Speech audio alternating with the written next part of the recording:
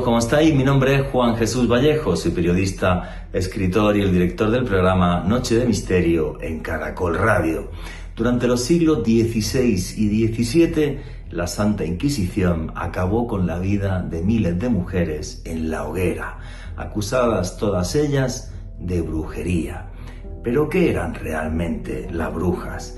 Si uno bucea en la historia, lo que se va a encontrar es que estas mujeres eran capaces de sanar a través de las hierbas y que también, utilizando el poder de las plantas, llegaban a estados de éxtasis en los que podían nadar, entrar y caminar por el más allá.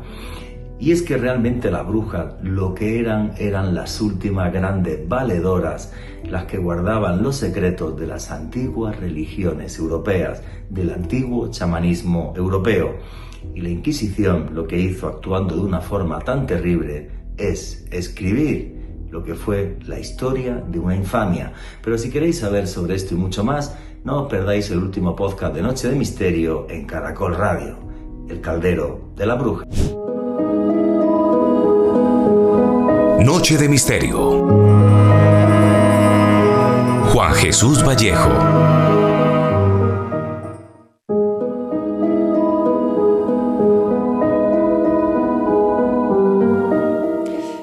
En el año de 1603, el arzobispo Samuel Harnett describía a las brujas de la siguiente forma, y leo literal para que lo puedan comprender. La barbilla y las rodillas juntas por la edad, que camina hecha un arco apoyada en su bastón, los ojos hundidos, desdentada, la cara surcada de arrugas, los miembros temblones por la parálisis y hablando entre dientes por la calle. Básicamente, el arzobispo Samuel Harnett hacía esta descripción para provocar terror en la población. Describía una mujer que básicamente caminaba, iba a caballo entre lo demoníaco, lo satánico y lo humano. Y así nos vendieron la imagen de las brujas, mujeres solitarias que pactaban con Satanás, que hacían ungüentos que podían sumirnos en una total y absoluta oscuridad, en un inframundo de terribles espíritus. Básicamente, las soldados de Satanás. Así nos lo comentaba la Iglesia. Pero ¿cómo era la realidad? Les voy a contar, por ejemplo, este caso. En el año de 1620, en el pueblo belga de Guaret-la-Chose, la Inquisición apresó a la joven de 16 años, me han escuchado bien, de 16 años, Anne de Chartres.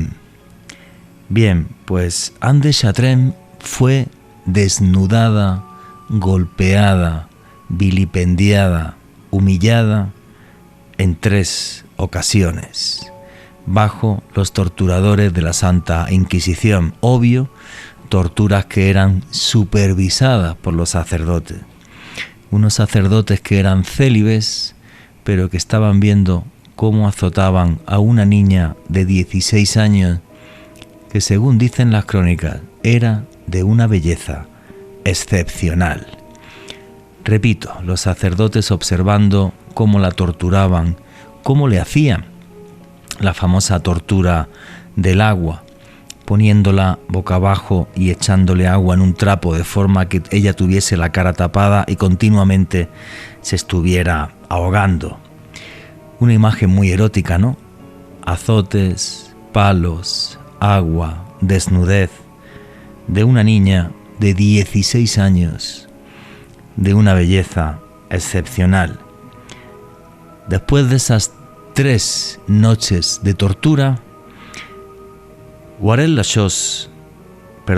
Anne de Chartres confesó ser adoradora de Satanás, tener la capacidad de volar por las noches, tener el don satánico de maldecir, provocando males a los demás e incluso a poblaciones enteras.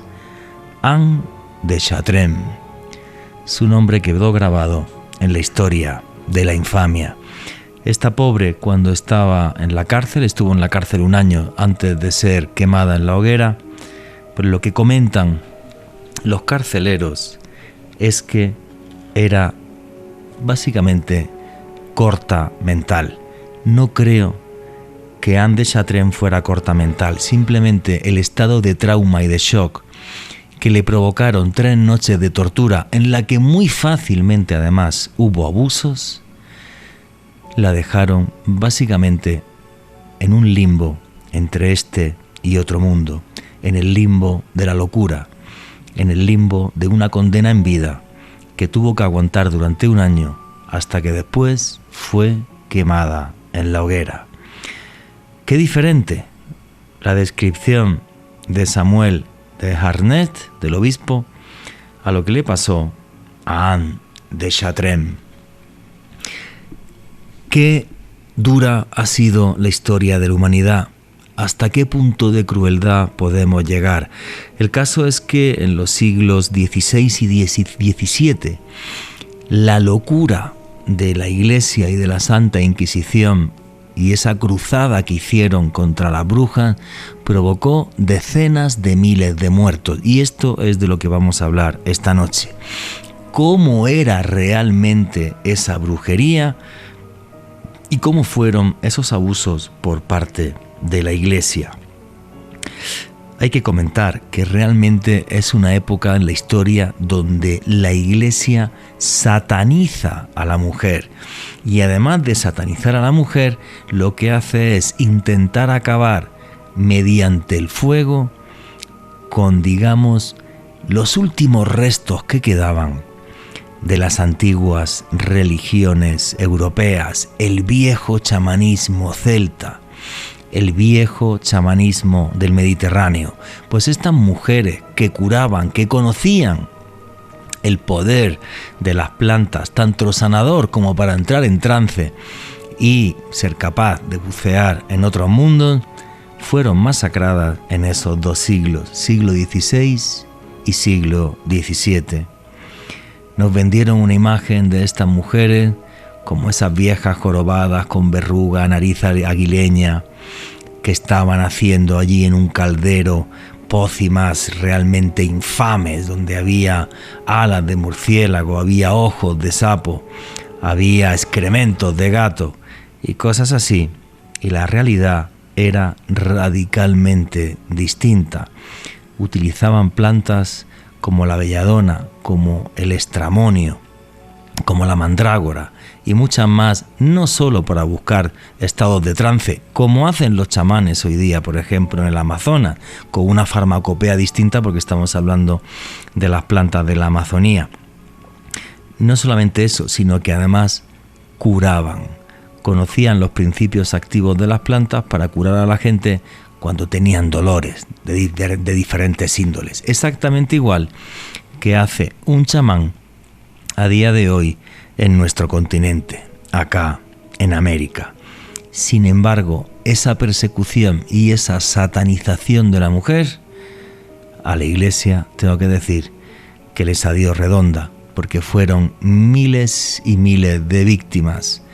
Creo que como cierre de lo que los arqueólogos y los historiadores llaman como la época oscura, después de la caída del Imperio Romano, el mundo occidental cayó en un oscurantismo que básicamente no ve la luz hasta que comienza en el siglo XVIII la Revolución Industrial. La historia de una infamia, la historia de esta niña de Anne de Chartres, que tuvo que enfrentarse al diablo, pero al diablo vestido con sotana. Buenas noches, noctámbulos. Mi nombre es Juan Jesús Vallejo. Los que queráis seguirme en redes sociales, mi Twitter es @JuanGVallejo, Juan J. de Vallejo. En Instagram y en Facebook, Juan Jesús Vallejo. Y esto es otro programa, otro podcast de Noche de Misterio. Y aquí lo que hacemos es periodismo de misterio. Nosotros os ponemos los hechos encima de la mesa y vosotros decidís qué hay detrás y qué no. Y aquí somos una gran familia, la familia del misterio, y por eso ya tenemos un numeral en Twitter que es Misterio Caracol. Repito, Misterio Caracol. Sabéis que hago viajes de autor en muy pocas semanas, en 3 semanas o algo así. Yo creo que en 3 semanitas va a estar en mi página web, la de mi agencia de viajes, www.viajesjuanjesusvallejo.com. Repito, www.viajesjuanjesusvallejo.com. Va a estar puesto un viaje que vamos a hacer el año que viene, en marzo del año que viene, hasta Tailandia, Camboya, siguiendo el sendero de los pasos de Buda, del budismo Theravada, viendo el complejo de templo más grande del mundo en Angkor Wat, en Camboya, dejándonos llevar por la magia del embrujo de Tailandia, de templos como el del Wat Arun, el templo del amanecer, el templo donde todos los días se posa el sol.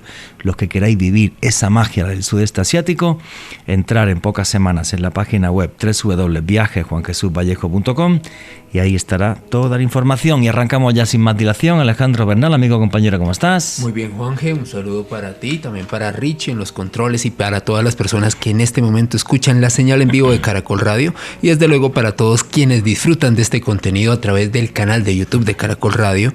Me impactó el relato que hiciste de la vida de Anne de Chartrain.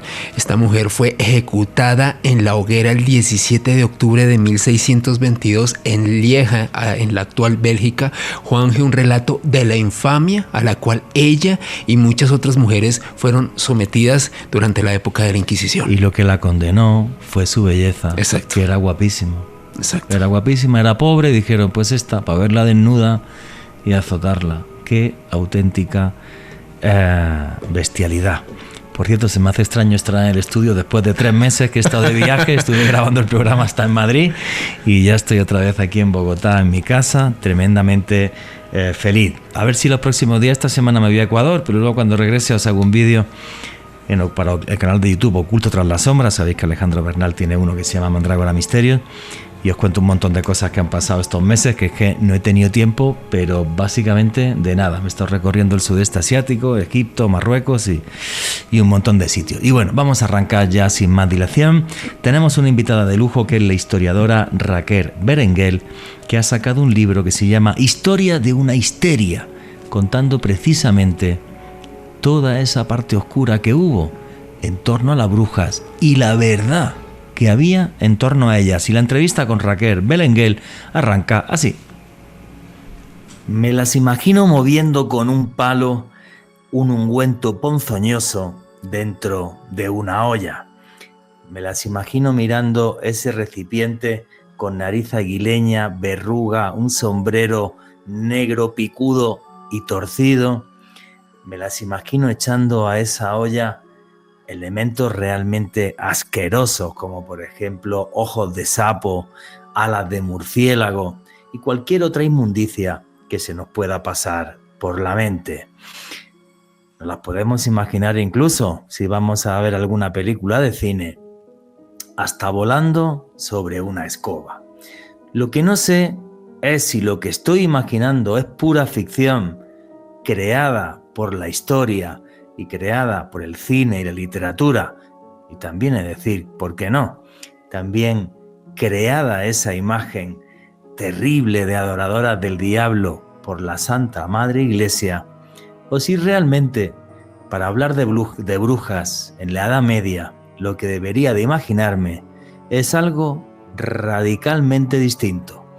Lo que debería de imaginarme, lo que debería pensar, es en las últimas chamanas de Europa que fueron perseguidas por ser paganas, por tener todavía en su mente y en sus usos los últimos estertores de las viejas religiones que poblaron el viejo continente.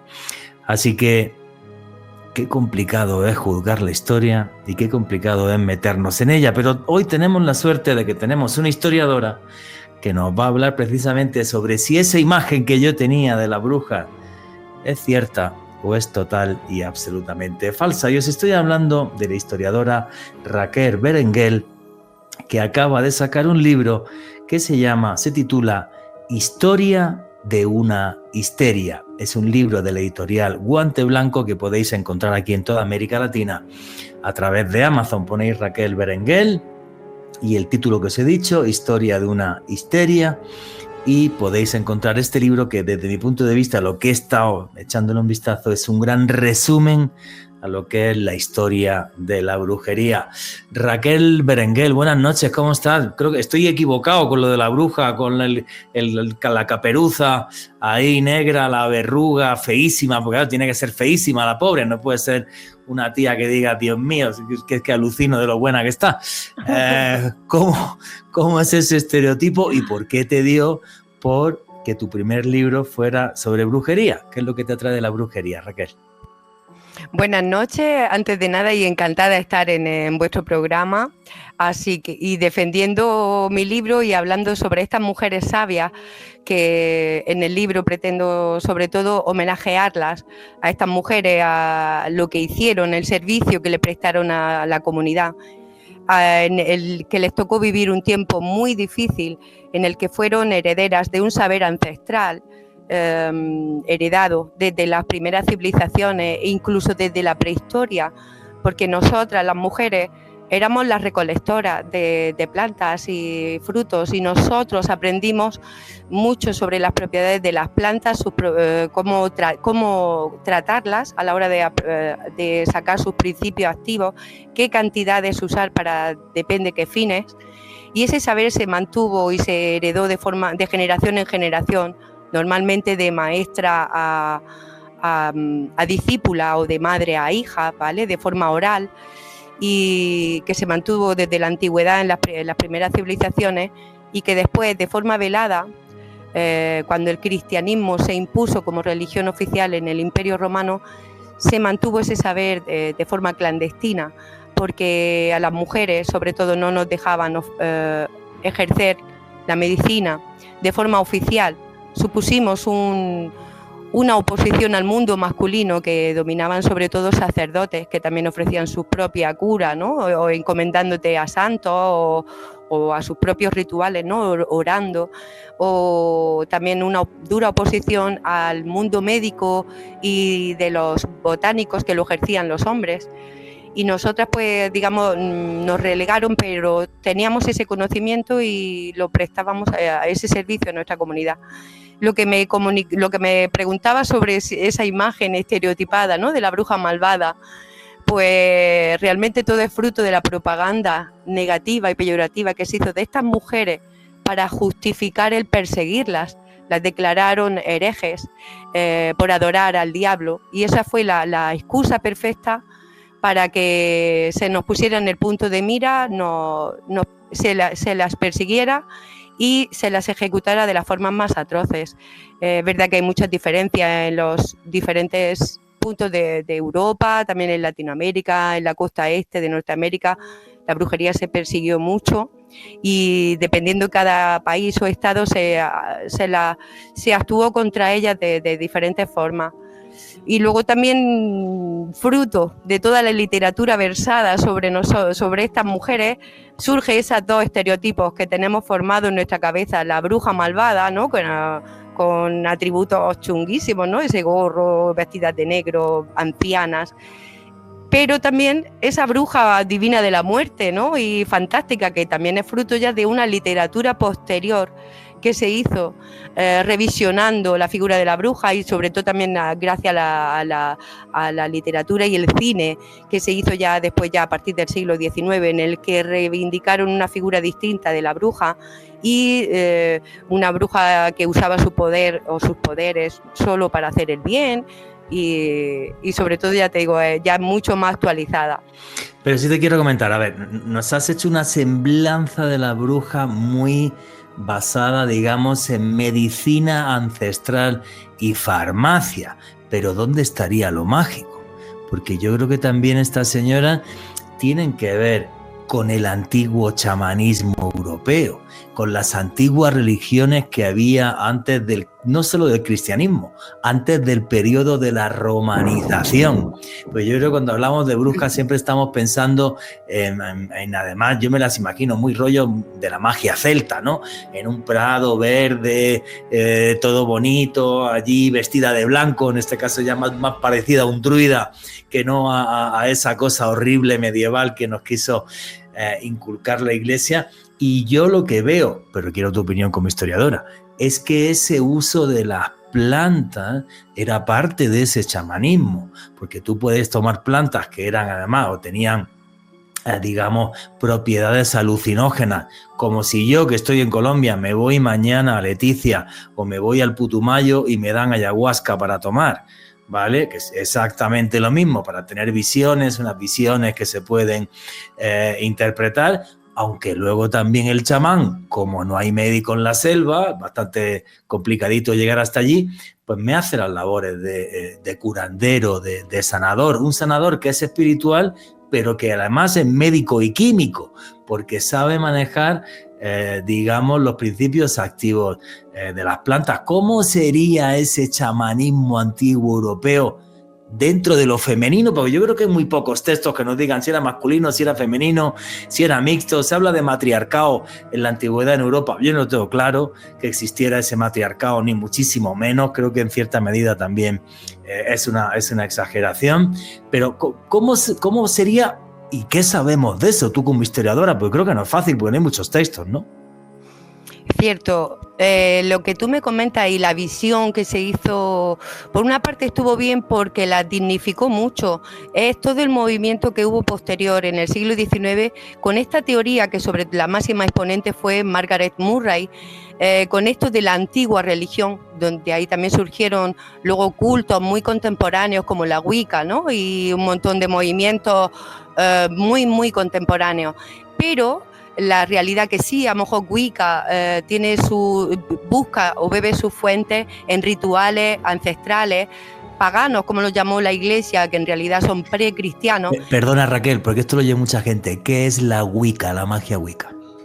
Pues realmente es un movimiento muy, muy espiritual, contemporáneo, que se basa, porque hay muchas ramificaciones, muchos diferentes tipos de Wicca, que se basa en las antiguas tradiciones paganas europeas y que está muy vinculado a la zona del Imperio Británico.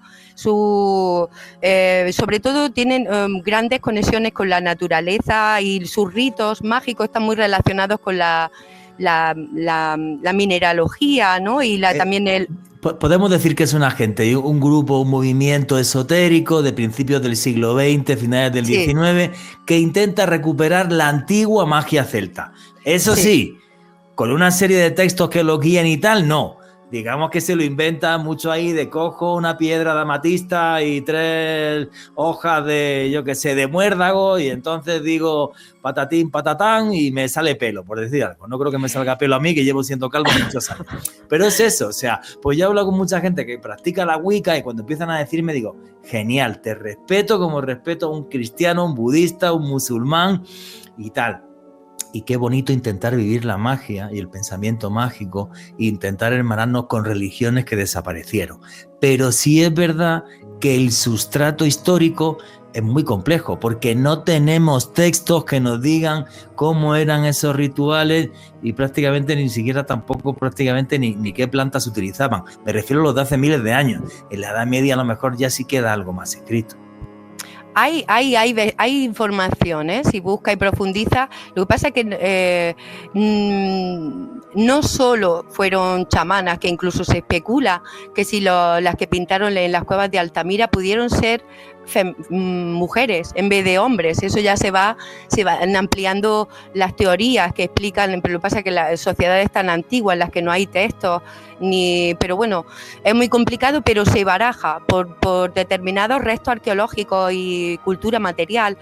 Esas improntas de manos que se han demostrado que son con las nuevas técnicas que aparecen de investigación, que son manos muchas de mujeres, incluso de niños, y que posiblemente, y ahí anda el run de que podrían ser también las primeras chamanas, o sea, los primeros chamanes de la civilización, también mujeres. Pero es que, como bien has dicho, es todo muy complejo, abarca un montón de historias. Estas brujas fueron las herederas de estas hechiceras del mundo mesopotámico, del mundo egipcio, del mundo clásico grecorromano, ¿vale? O sea, de Grecia y Roma, también del mundo celta, y también ciertas reminiscencias de esas druidesas celtas, y de esas volvas del mundo nórdico. Todas guardan en común el uso de estas plantas con sus propiedades alucinógenas. Es verdad, por ejemplo, en el mundo clásico, las hechiceras se especializaron mucho en la atención a las enfermedades femeninas, como eran el parto, ¿no? Y la atención a las enfermedades relacionadas con la mujer, el hacer filtros amorosos, ¿no? Todo lo relacionado con magia ritual amorosa. Se especializaron mucho en el tema de hacer maldiciones o las defexio, o usando o bien tablillas para maldecir, o estas figurillas de cera o de arcilla que se les clavaban a alfileres, que son cosas muy parecidas al rollo vudú, a los rituales vudú. Pero, por ejemplo, en el mundo celta, estas hechiceras eran súper respetadas, usando ellas mismas, usando esas plantas y entrando en esos estados exaltados o ampliados de conciencia. Lo usaban para técnicas de adivinación, o incluso tan respetadas llegaron a ser en el mundo celta, que tenían hasta como unos 8 años de formación de una hechicera o hechicero, que también había hombres, pero las mujeres eran muy respetadas en su comunidad, sobre el mundo celta, y se las consultaba incluso a la hora de ir a la guerra para ver si el resultado iba a ser positivo o negativo. En las volvas ellas se sabe que usaban la manita muscaria para entrar en esos estados ¿no? exaltados. También en el mundo clásico, romano y griego, se las asoció mucho a los cultos al Príapo, a Pan, o incluso a Cernunos, ¿no? Otra divinidad ancestral, o incluso a Baco, y todos esos rituales bacanales que se hacían con culto a la naturaleza y a la fertilidad. Muy la hechicera en el mundo clásico romano y griego, que eran súper machistas también, digamos que estaban los hechiceros, los magos y los propios sacerdotes, que eran los que tenían como más prestigio, pero a ellas la especializaron más, o la veían más propias de usar la magia negra, o como usando la negromancia o este tipo de técnicas. Pero había de todo, había mujeres más perversas, otras menos, hechiceras, pero sobre todo también eran muy respetadas, por ejemplo, las de los oráculos, ¿no? Estas sacerdotisas de los oráculos, como el de Delfos, o sacerdotisas asociadas a determinados cultos, como el que he comentado, de Baco o Príapo, ¿no? Este dios dotado de un gran miembro viril, ¿no? Hacia la fertilidad.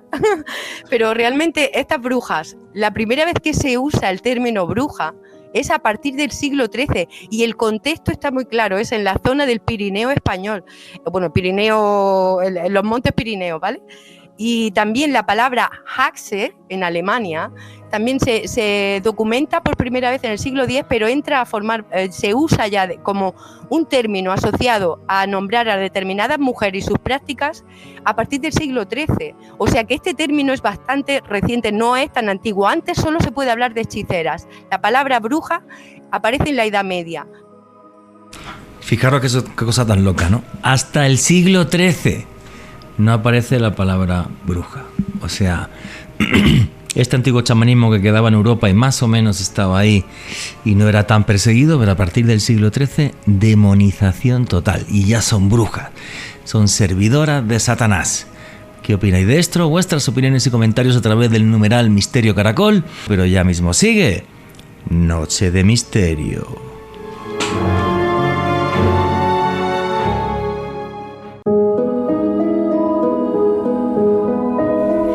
Y aquí seguimos en Noche de Misterio, vuestras preguntas y comentarios a través del numeral Misterio Caracol. Y nos estaba hablando Raquel Berenguel, la historiadora, de cómo hasta el siglo XIII no aparece realmente la palabra bruja. Ese es el momento en el que se empieza a satanizar a esas antiguas chamanas de Europa y empiezan a ir a la hoguera. Y la entrevista con Raquel Berenguel continúa así. Un mito que se ha dicho sobre ella, aunque hubo algunos ajusticiamientos ya a hechiceras en la Edad Media, la gran persecución se produjo a partir de la Edad Moderna. Estamos hablando ya a finales del siglo XV, sobre todo en el siglo XVI, y cuando más virulencia tuvo la famosa caza de brujas fue en el siglo XVII y sobre todo en el corazón de Europa, esa Alemania que era el antiguo. Y luego nos vas a hablar de Male Maleficarum, que es el martillo de brujas, ¿vale? En el que se basa todo esto. Pero espérate, que faltan muchas cosas todavía de la antigüedad antes de que nos vayamos a la Edad Media. A ver, tenemos una imagen de la bruja, como os estaba comentando, de unas tías malísimas ahí moviendo en un caldero con un palo en el que hay ojos de rana, alas de murciélago, patas de araña y cualquier inmundicia que tengáis. Pero lo que sí es cierto es que, mira, quiero leer un texto para que veáis la mala leche que había en la antigüedad a la hora de maldecir. Voy a leer, por ejemplo, una maldición romana descubierta en una tablilla de hace miles de años. Amalcio Nicones, que es al que están maldiciendo, ojos, manos, dedos, brazos, uñas, cabellos, cabeza, pies, fémur, vientre, ombligo, pecho, pezones, cuello, boca, morros, dientes, labios, barbilla, ojos, frente, cejas, espalda, hombros, nervios, huesos, vientre, pene, piernas, toda su riqueza, su salud, maldigo en esta tablilla. A vosotros, dioses infernales, os encomiendo. Si algún poder tenéis aquí, digo que a Ticene acaricio, todo lo que haga le resulte en su contra. A vosotros, dioses infernales, encomiendo sus miembros, salud, figura, cabeza, cabellos, sombra, cerebro, frente, cejas, boca, nariz, barbilla, morros, labios, etcétera, etcétera, etcétera.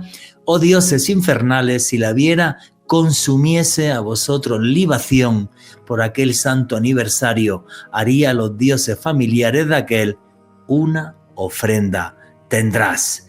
A ver, pues ¿qué quieres que te diga, Raquel? Yo aquí no sé si me lo imagino echando las patas de las arañas y las alas de murciélago, pero lo que escribió el texto tenía una mala leche que se la gastaba él solito. Ahora, eso sí, ¿el que escribió ese texto era un hombre o una mujer? Pues mira. Posiblemente mujer, pero posiblemente, a lo mejor fue un hombre, ¿vale? Lo que quiero decir que en la antigüedad, y para que entendamos lo que es la brujería, no podemos dejar de pensar que en torno a todas las religiones antiguas, incluso a las modernas, incluso en torno al cristianismo, siempre se han derivado una serie de cultos mágicos, ¿vale? Por ejemplo, el satanismo moderno, donde puedes ver a un tipo maldiciendo con una figura de Satán, que esa figura de Satán se extrae de lo que es el cristianismo. Y la antigüedad tenemos exactamente igual. Tenemos una parte de luz y una parte de sombra, porque así somos los seres humanos. Es que no vamos a cambiar por muchos miles de años que sigamos, nos cambian, digamos, el aspecto y ahora tenemos un celular y vamos en carro, así y tal, pero en el fondo seguimos siendo lo mismo. ¿Cómo ves esa magia en la antigüedad, Raquel? Es que era así, el pensamiento mágico formaba parte, iba de la mano de la religión y de todas las creencias que tenían cada zona de Europa y del mundo entero. La magia siempre ha estado asociada. Aún nosotros guardamos reminiscencias de ese pensamiento mágico con incluso comportamientos más relacionados con la superstición, a lo mejor hoy en día, pero incluso cuando hablan de algo que es malo, que toca madera o que no, lagarto, es casi, eso forma parte del hombre desde los albores de la humanidad. Pero, y la magia, tanto negra como blanca, también ha formado parte de todas las comunidades. Por ejemplo, esto que me comentas que era muy habitual en el mundo romano, en el mundo griego, estas maldiciones, a estas mujeres, a estas hechiceras se las consultaba para hacer para que hicieran este tipo de maldiciones, pero también lo hacían los magos y sacerdotes de su tiempo. Solo que Sí, a ellos, para la que hacían ellos era respetada, porque incluso estas maldiciones se hacían en los circos romanos para que cuando había cuando había carreras de cuadrigas, por ejemplo, para que tu adversario se le rompiera la pata al caballo y cayera. Para en las guerras, también para que tu enemigo cayera. Y eran maldiciones que era la creencia en que eso funcionaba. Incluso cuando en las tumbas hay un montón de registros arqueológicos de estas defexios, estas tablillas también incluso de maldiciones, si te robaban el ajuar, era como lanzar una diciendo, y a quien me quite. Hay una muy también que reflejo alguna en el libro, hay una también a una que se ve que le robaron como el pañuelo y una maldición que lanza la tía y seguramente consultó a esta hechicera, porque normalmente eso tiene mucha más carga de fiabilidad, ¿no? De que eso funcione. Cuando una hechicera te lo hace, te usa estos ingredientes fantásticos o no, incluso con restos de cadáveres o algo así. Y la teatralidad con la que tú haces el ritual es muy importante, el que esa oración, el pedirle ayuda a los dioses, a determinados dioses es que yo creo que esa teatralidad de la que tú estás hablando, a mí me gusta decir más, puesta en escena, es fundamental, porque estás levantando con tu voz y con tu pensamiento y con tus acciones, estás levantando ni más ni menos que a demonios que salen del Averno y que te van a ayudar para hacer el mal. Perdona, igual que cuando uno ve un ritual del Vaticano y ves allí al Papa que en el fondo en una misa está haciendo un ritual para que salgan los ángeles y la luz de Cristo ilumine a todos los que están allá. O sea, no es una cuestión baladí. Estamos hablando de fuerzas muy trascendentes que para muchos seres humanos nos acompañan desde que el hombre y son reales. Cosa distinta ahora es que la ciencia haya intentado convertirse en la nueva religión del siglo XXI, que nunca lo va a conseguir, porque es algo inherente al ser humano, pensar que hay luces y sombras. Y yo conozco mucha gente que dice, no, si yo soy ateo, digo, vale, pasa por debajo de la escalera y me lo casca. Y no quiere. ¿Entiendes? ¿Qué ateo más raro? ¿Me entiendes? Es un ateo un poco complicadito de entender. O a ver qué ritual hace, a ver si le toca la lotería. Porque es inherente al ser humano. No podemos olvidar eso. ¿Vale? Y siempre hubo luces y sombras, cosas distintas que luego la Iglesia en la Edad Media dijera, todo lo que queda de esa antigua religión y de esas señoras que curan con hierbas, todo es satánico. Y se acabó. Que tiene una serie de connotaciones también un poco más complejas, creo yo, que ahora nos meteremos en eso. Alejandro Bernal, quería contar algo. Sí, Juanje, es que respecto a lo que decía Raquel y esa forma en la cual esas hechiceras tendrían la oportunidad de conectarse con otros planos, recordaba como en la mitología nórdica las volvas, y esto fue inmortalizado en una obra que se llama Voluspa, una de aquellas volvas a través de un estado alterado de conciencia. Se decía que estas mujeres podían entrar en trance a través del sonido de tambores y de unos cánticos muy especiales. Y en esta obra muy especial se habla, Juanje, como una de estas volvas vio la creación del mundo y el final del mismo a través del Ragnarok. Es decir, históricamente estas mujeres han tenido la oportunidad de apreciar desde el inicio de nuestro planeta hasta el final del mismo, de acuerdo a esta tradición. Bueno, para la gente que no entienda esto, la palabra Ragnarok, según la tradición, las tradiciones eslavas, los vikingos, cuando uno fallece, si falleces con tu espada en la mano y peleando y tal, y manchado por la sangre de tus enemigos, vas aún más allá, que me encanta, que es divertidísimo, que es el Valhalla, que estás allí tomando cerveza con tus amigos y buenos asados, hasta que habrá un momento, el del Ragnarok, en las que hombres y dioses se enfrentarán a los gigantes de hielo para ver cuál es el futuro del universo, esos gigantes de hielo que básicamente eran mismísimos demonios. En el caso,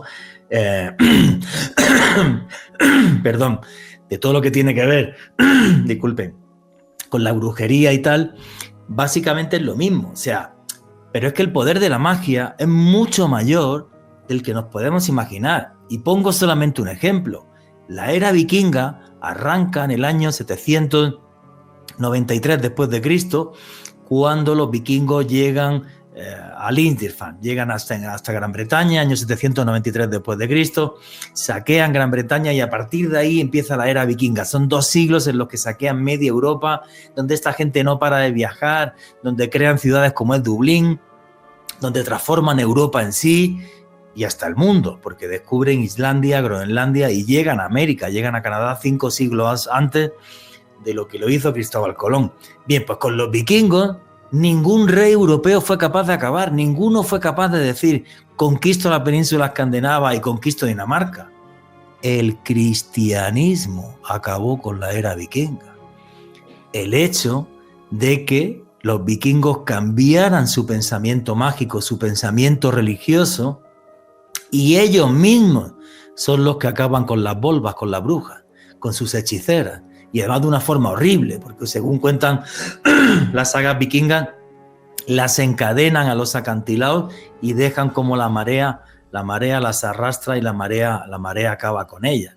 O sea, lo que cree el hombre es mucho más importante de, ay, no, he hecho un ritual para maldecir a Pepita. No, señor.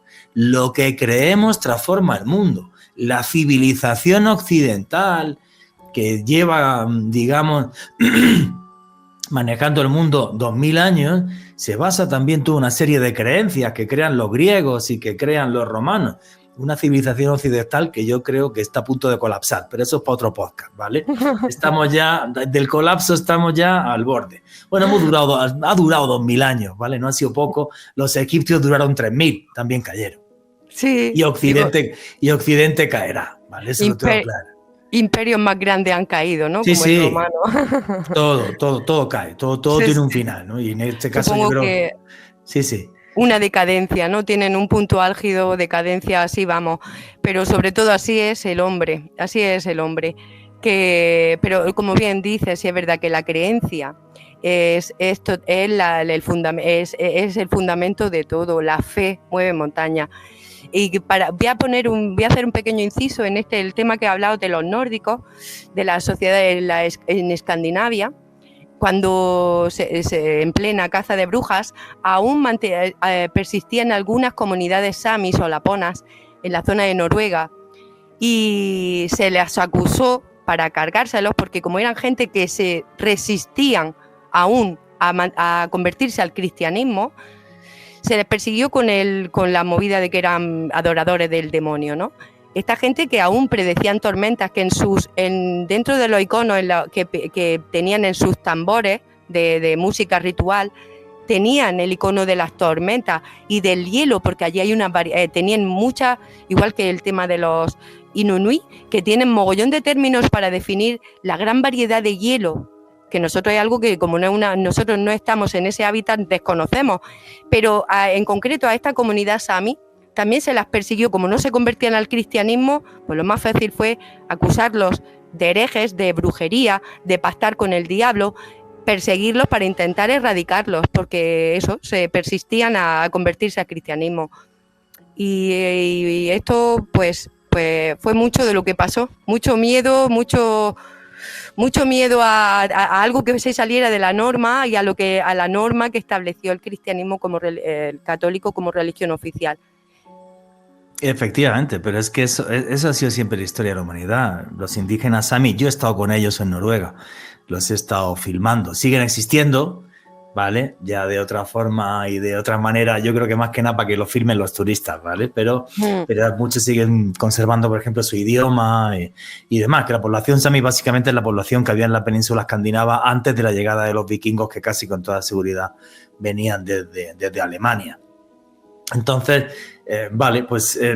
lo que sí quiero decir es que es mucho más importante de lo que nos imaginamos el terreno de la creencia, que no es solamente superstición o no es solamente el leer una Biblia o leer un Corán. ¿Qué va? Leer una Biblia o leer un Corán ha hecho que podamos estar en guerra miles de años. Interpretar el Corán de una forma u otra ha hecho que chiitas y sunitas lleven en guerra más de 1000 años. Lleven matándose más de 1000 años. Una de las cosas que por desgracia aprendí los 10 años que trabajé sin parar en Oriente Medio es que el ser humano no tolera la diferencia. No es un tema católico solamente, no. Es que fíjate lo malos los católicos que llegaron aquí a América Latina, perdón, a todo el continente americano, y se cargaron cualquiera que no fuera cristiano y católico. No es solo eso. Vete a Oriente Medio. Tú eres yazidí, yo musulmán, a matarnos. Tú eres chiita, yo sunnita, a matarnos. Tú eres maronita, yo soy druso, a matarnos. Tú eres judío, yo musulmán, a matarnos. O sea, es mucho más complejo y es mucho más importante de lo que estamos imaginando, ¿vale? O sea, vale, que sí es cierto y que no me quiero desviar del podcast, que va sobre la persecución a las brujas desde hace más de 1000 años, ¿vale? ¿Y qué es una bruja? Ojo con esto, ¿es una señora que es una adoradora de Satán o esto es una imagen que nos ha metido la iglesia? Porque básicamente una señora que sabía cómo se manejaban las hierbas para poder curar y además que con esa hierba también hacía rituales mágicos, porque la señora se tomaba allí su estramonio, que era nuestra ayahuasca en Europa, y se agarraba un pedal con los amigos súper guay y entonces veía ángeles y demonios en ese trance. Exactamente igual que si yo aquí en Colombia mañana me voy al Putumayo y tomo ayahuasca. Pues yo cuando tomé ayahuasca vi todos los demonios que quieras y más. Otra gente pues ha tenido suerte de ver ángeles, yo no, yo vi el infierno, ¿vale? Entonces pues ya está. Pues son todas las cosas que hay, pero que son más profundas. Y son, digamos, moldean nuestras sociedades y el mundo en que vivimos de una forma muy importante, tan importante o más como que ahora tengamos coches o que vayamos a la luna, ¿eh? O sea, porque es lo que crea dinámicas sociales que son tremendamente importantes. ¿Qué opinas de esto, Raquel? No me dejes hablar porque yo hablo como un loro, ¿eh? Como me dejen, me pego yo la hora y pico hablando, ¿vale?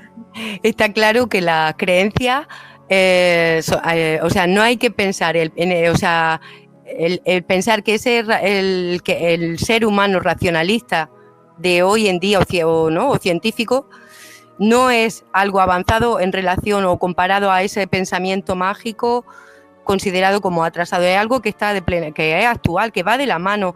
El hombre es lo que tú dices, creencia y también ciencia, ¿vale?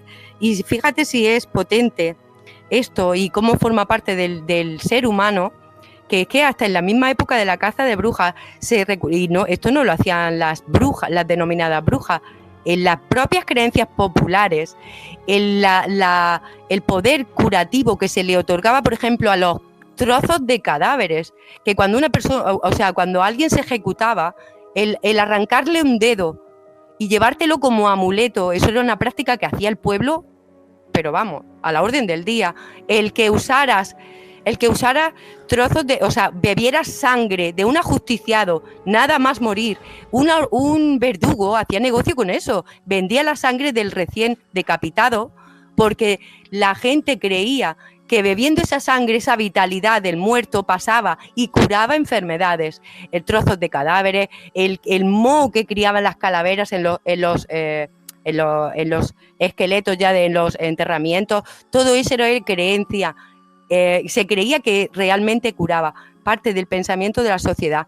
Y sobre todo, ya te digo, que es que eso que es súper potente, que no solo hacían estas mujeres, que es que lo creía el pueblo. Y creían en ese poder curativo. Y como bien digo, lo de la iglesia, el que tú te encomiendes a un santo, el patronazgo de como bien sabéis, Santa Lucía para los ojos, otro para la peste, otro para determinadas enfermedades, tú te encomiendas a santos para pedirle la curación. Y la labor de los médicos, que en ese entonces era la famosa esta teoría de los humores, muy relacionada con la alquimia. También el conocimiento médico de ese entonces también era muy poco avanzado y realmente estas mujeres curaban. Hay casos en los que se las culpaba por curar rezando, porque curaban rezando, cuando la mayoría se hicieron cristianas. Todo esto del culto a Satán fue todo inventado por la iglesia, porque realmente yo creo que a raíz de que se las culpó de esto, surge este culto a Satán, y mucho más dirigido por aristócratas y nobles que por el propio pueblo llano. Y ahí está el ejemplo de la señora Báthory, que practicaba la magia negra antes de bañar, ¿no? Haciéndose esos baños con jóvenes doncellas. Baños en sangre de doncella, pero porque la tía estaba loca, aparte de que se metió a una bruja un poco extraña, porque se obsesionó con que si se bañaba en sangre de doncella, pues no iba a envejecer. Yo creo que en parte la señora estaba un poco loca, y luego también en parte, pues sí, se metió en temas de brujería y demás. Y cuando estás pidiendo algo oscuro, pues obviamente le pides a las fuerzas oscuras, que es al demonio, porque es más oscuro y más malísimo que el demonio. Si yo lo que quiero es robarle la juventud a otras personas, no lo voy a hacer encomendándome a Jesucristo y a los ángeles. Obvio, me toca al demonio. Oye, ha habido tú una evolución de la brujería, luego nos vamos a meter también en martillo de brujas y todo esto, pero tú tienes en tu libro, repito, tu libro es Historia de una histeria, ¿vale? Un apartado, le dedicas un capítulo a las drogas, a esas sustancias que utilizaban las brujas para tener trances. ¿Qué sustancias utilizaban? ¿Qué hierbas se utilizaban? Pues igual que aquí en América se utiliza la ayahuasca, ¿qué hierbas se utilizaban en Europa para poder entrar en trance y cómo eran ese tipo de trance? Yo te digo, por ejemplo, que la ayahuasca lo que tiene, es un principio activo que es la dimetiltriptamina, el DMT, que es el alucinógeno más fuerte que existe. O sea, realmente no es que estés viendo algo y te parezca que ves un león o un jaguar o... No. Es que tú estás en otro mundo. Durante un buen ratito tú estás en otro mundo y no puedes ver la realidad en la que estás. No puedes. Ahora ya te puede tocar el infierno o te puede tocar un coro angelical, ¿vale? Pero te aseguro que estás en otra realidad total y absolutamente. ¿Cómo eran esas sustancias que utilizaban las viejas brujas y chamanas en Europa? Las plantas denominadas maléficas, o las que usaban sobre todo estas brujas para esos viaje alucinógeno, era la belladona, era también el estramonio, también la mandrágora. Son muchas de las familias de las solanáceas. Toda una farmacopea que sabían manejar perfectamente las que se conocían como brujas, que realmente utilizaban una farmacopea como utilizan los chamanes en este continente, en América, todavía a día de hoy, para ponerse en contacto con otros mundos. Y de eso hemos hecho varios podcasts que les recomiendo, que los tienen aquí en la playlist de YouTube. Vuestras preguntas y comentarios a través del numeral Misterio Caracol. No os vayáis, que ya mismo regresa Noche de Misterio.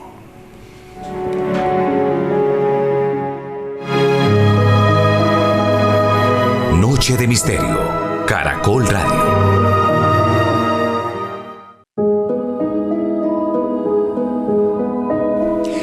Y aquí seguimos en Noche de Misterio, vuestras preguntas y comentarios a través del numeral Misterio Caracol. Y nos estaba hablando Raquel Berenguel de cómo eran las sustancias y la farmacopea que había realmente en el caldero de las brujas. Y la entrevista con Raquel continúa así. ¿Vale? Y incluso otros que para la fabricación de venenos, como pueda ser la cicuta o el acónito, el tejo, que es un árbol súper venenoso, también lo usaban. O sea que luego también para filtro amoroso o fabricación de afrodisíacos usaban la denominada mosca española, que en realidad es un escarabajo, que tiene como un brillo verde fosforito, como digo yo aquí, pero o por lo menos aquí, que es la cantárida.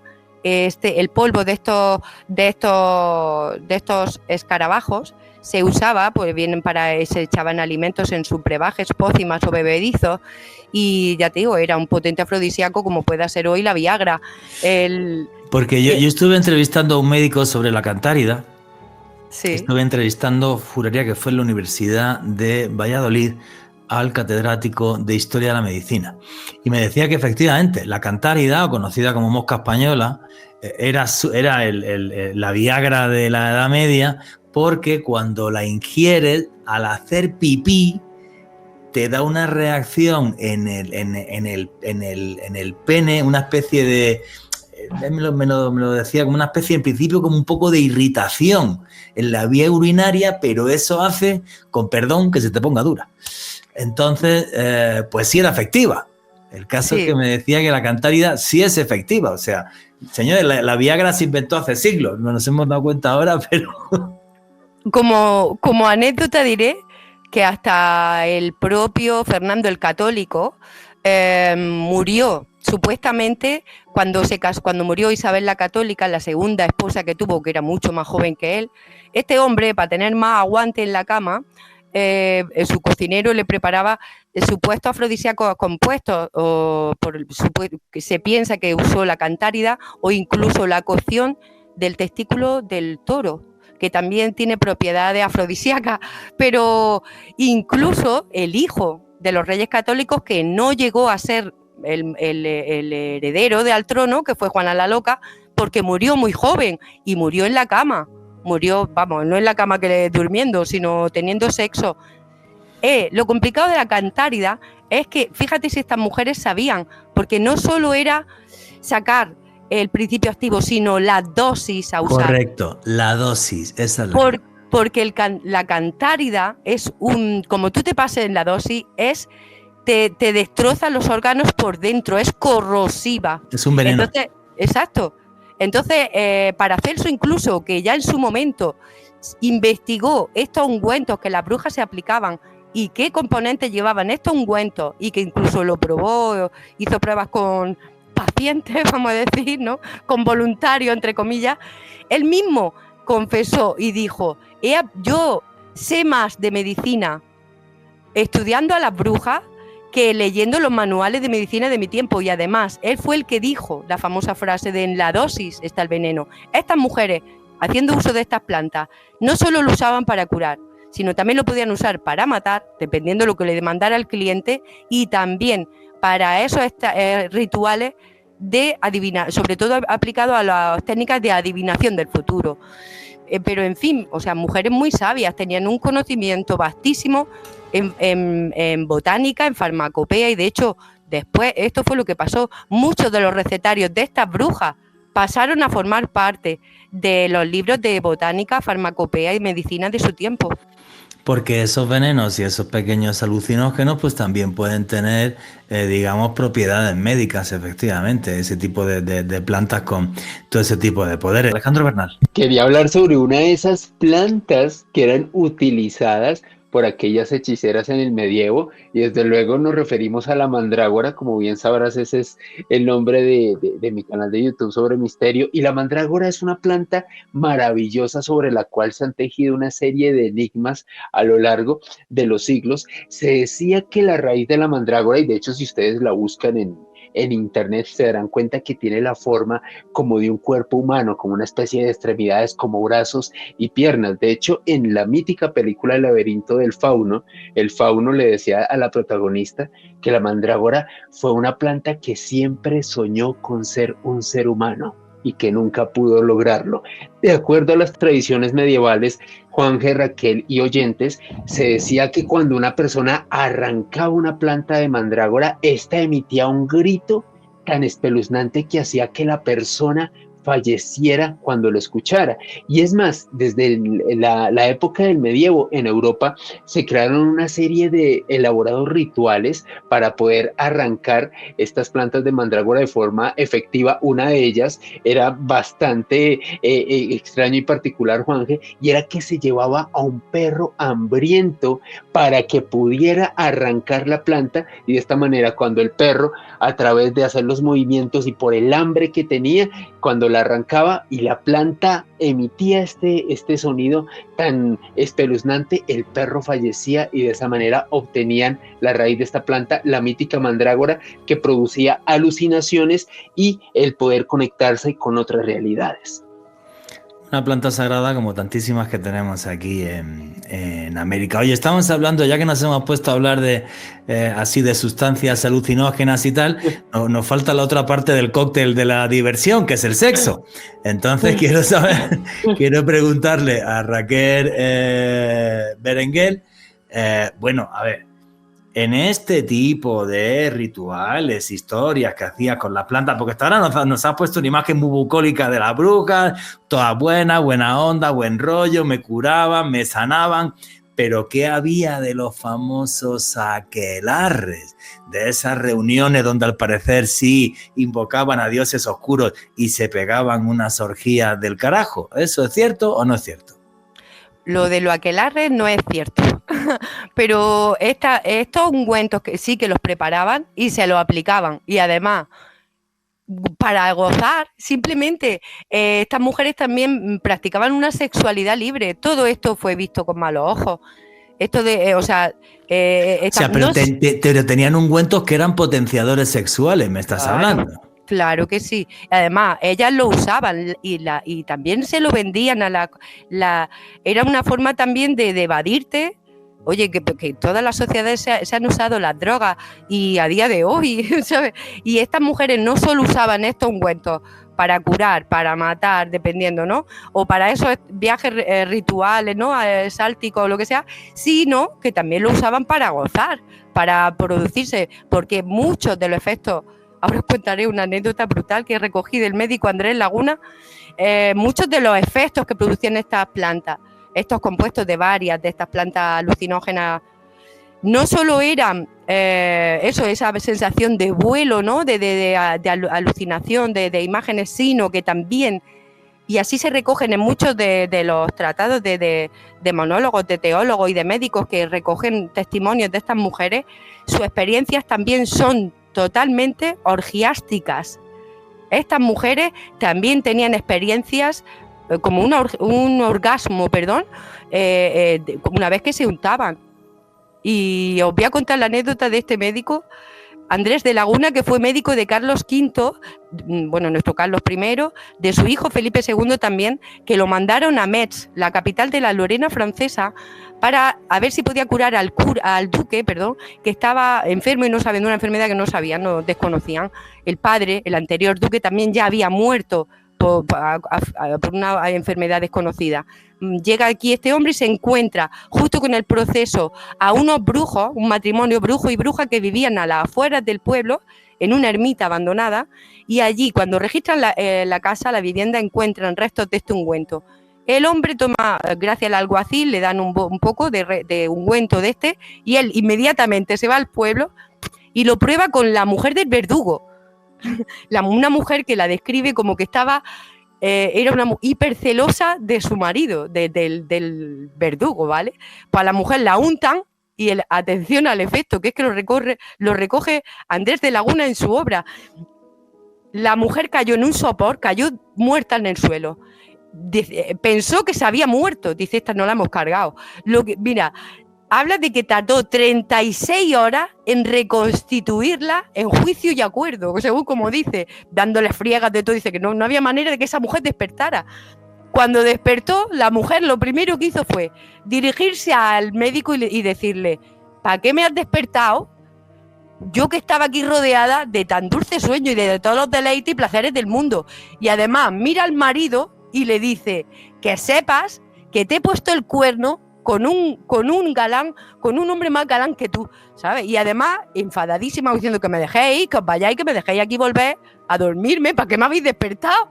¿Sabes? Entonces, realmente, luego, la conclusión que saca este médico es, pues todo lo que realmente dicen estas mujeres, o se dice de ellas, de esto, que el vuelo no era real, y realmente ellas son frutos de fantasías, de estas unciones, de estas plantas que se aplican, y son los efectos que les producía. Incluso hay otros testimonios que también recojo en el libro de médicos que experimentaron, por ejemplo, con un proceso de brujas de Navarra, que incluso hablan de cómo las mujeres se entregaban a la poderosa Venus, que ya sabéis, la asociación Venus con el tema de la sexualidad. Ya te digo, es todo, por eso ahí te das cuenta de mucho de lo mitificado que está el tema, pero sobre todo que estas mujeres también se lo aplicaban para gozar, para tener orgasmos, y seguramente también lo vendían a sus clientas para que tuvieran también sus placeres sexuales en su vida marital, o si querían ellas solas.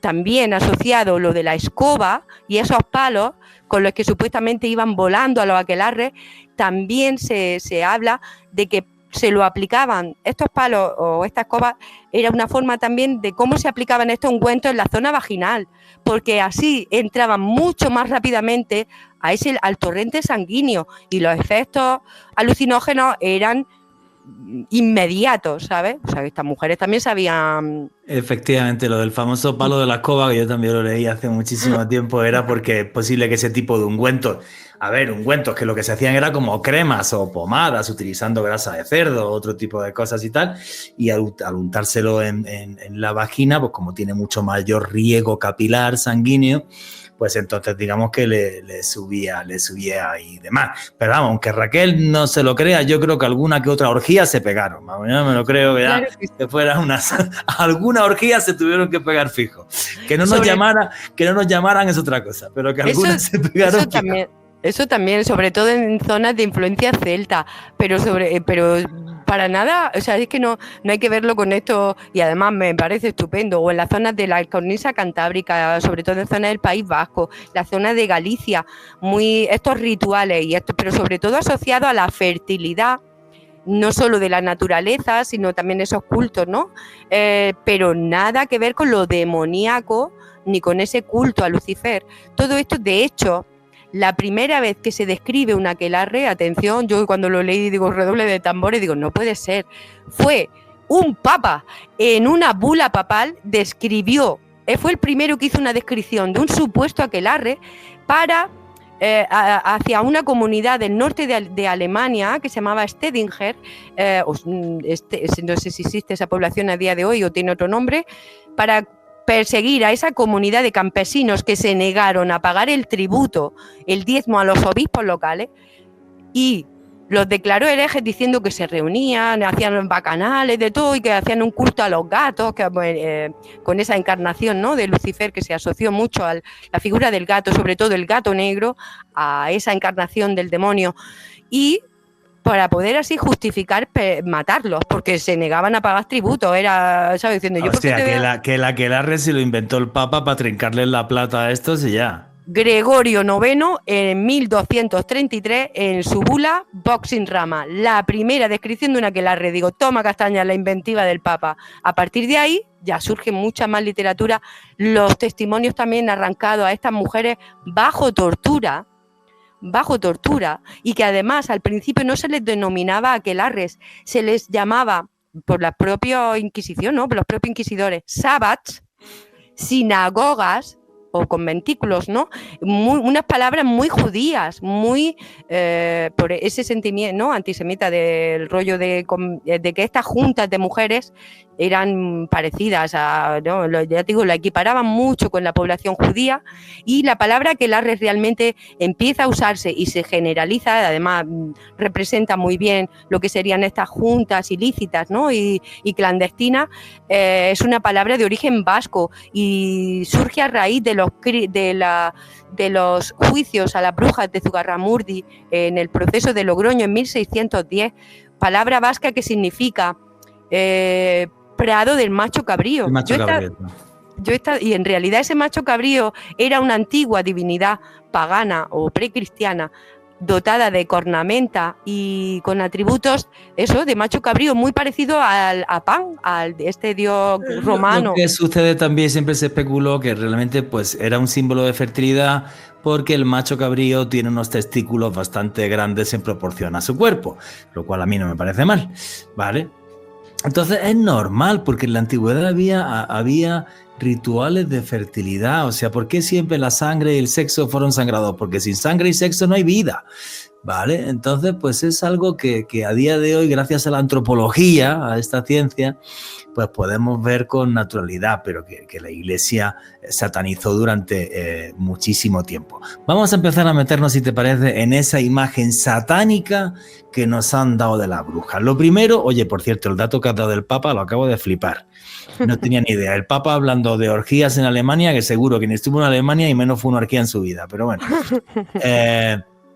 para darle la plata a la gente, obviamente. Oye, aquí nace la Inquisición, si mal no creo, en el siglo XII, nace la Santa Inquisición, que digamos que es una especie de tribunal y policía de la Iglesia para condenar todo aquello que es pagano. Aquello que es pagano es todo lo que está fuera del canon de la Iglesia. O sea, que es muy fácil de decir. O sea, yo, por ejemplo, que voy cargado de amuletos, soy el tío más pagano del mundo, porque son símbolos que no son cristianos, son paganos.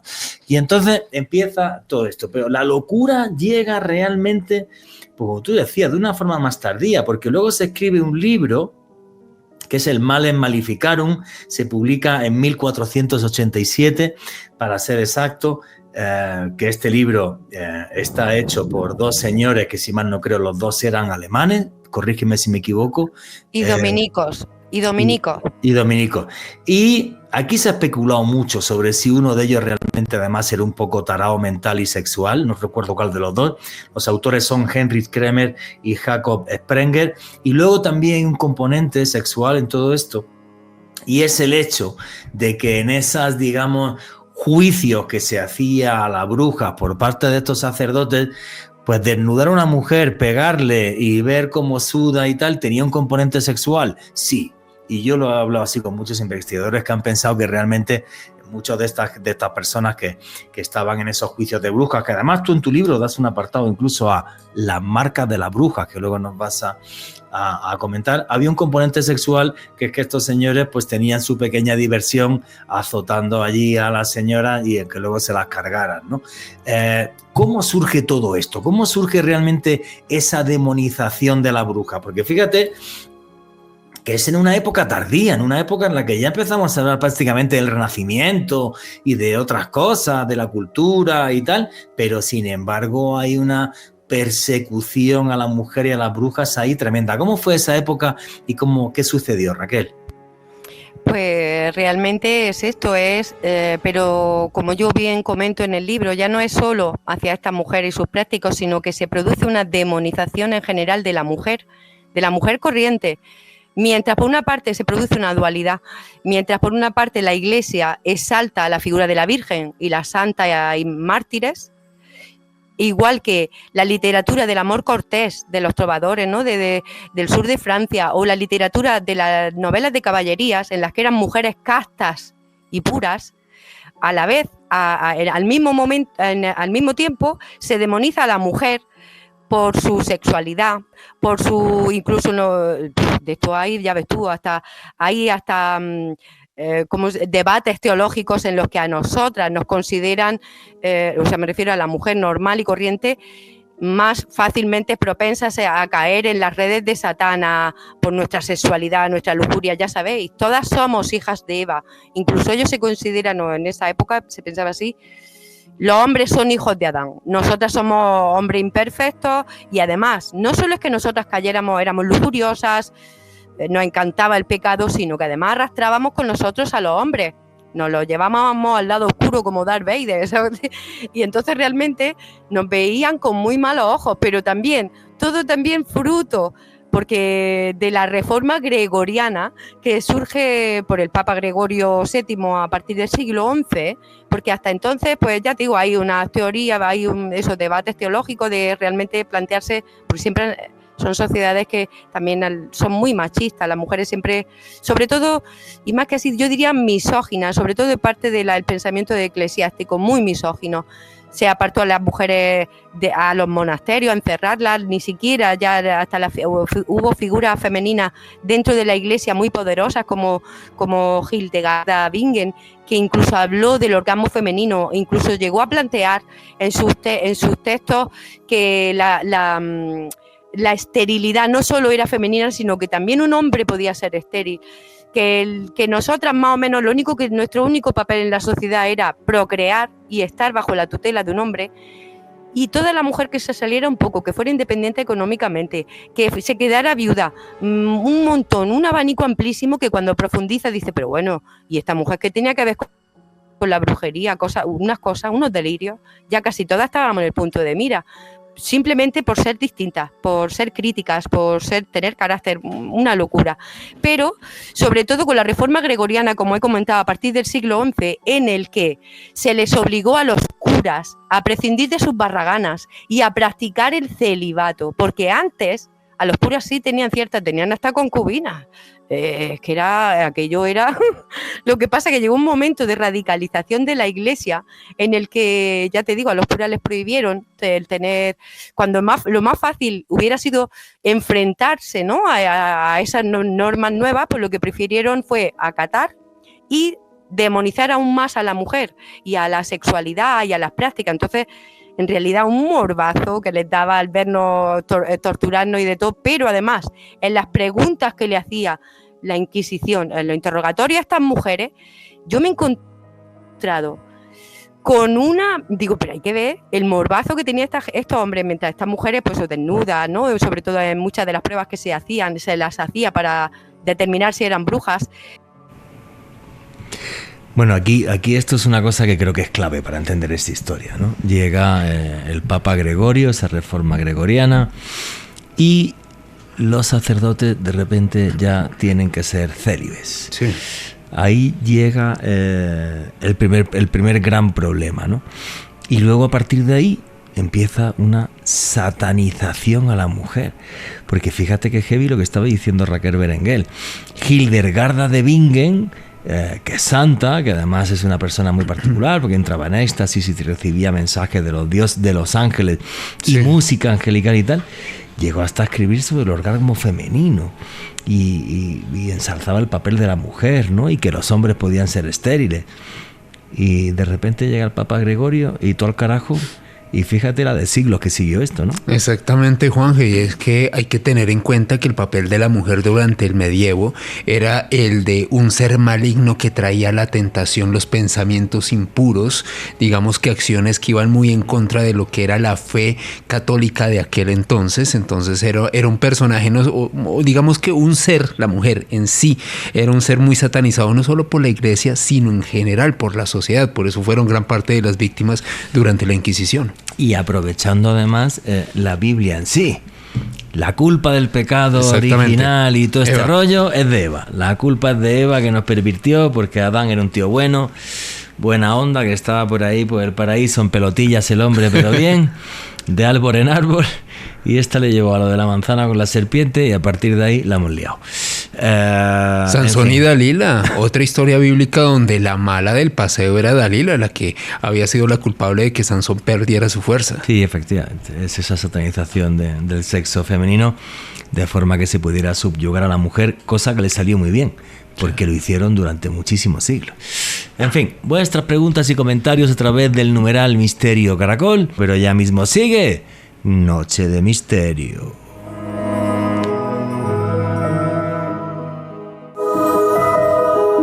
Continuamos con Noche de Misterio.